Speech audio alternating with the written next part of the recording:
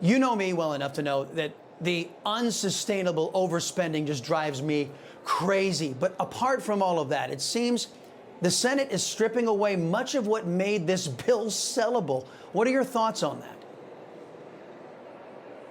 You're absolutely correct. A lot of these spending cut provisions are being gutted by the Senate parliamentarian. And I know that everybody at home is saying, wait, who's the Senate parliamentarian and what election did she win?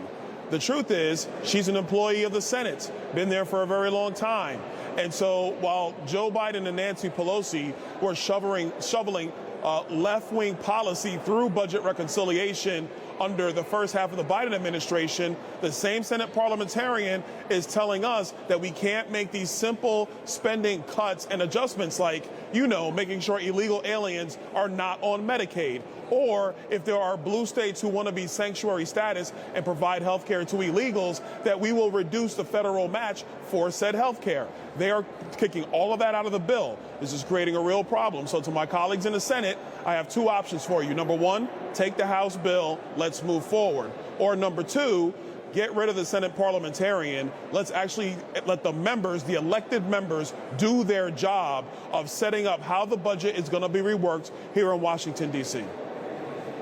I'm glad you said it that way. Let's expand on this. Senate parliamentarian, her name is Elizabeth McDonough, has ruled against a slew of core Medicaid provisions in the bill. One that would, as you mentioned, prevent taxpayer dollars from flowing to illegal aliens and child gender mutilation, child abuse. She also reportedly, at the behest of Democrats, stopped a measure aimed at reining in these rogue judges, I assume, by denying funding for these courts. She's effectively claiming these issues aren't fiscally related, but it seems to me that's all they are, is fiscally related. Parliamentarians have been fired in the past. Why isn't this woman fired today?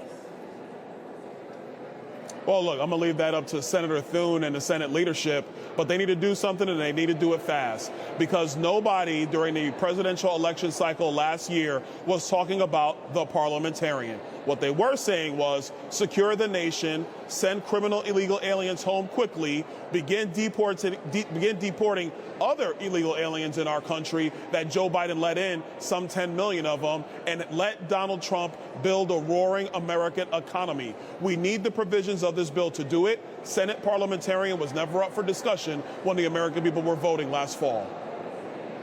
Yeah, no more patience for left-wing extremism and anti-Americanism, in my view. Congressman, major accomplishment for President Trump at NATO, convincing 31 of the allied members to meet a new 5% defense spending target. Every other president was willing to screw over the United States taxpayers and force us to pick up the tab for all of these other nations.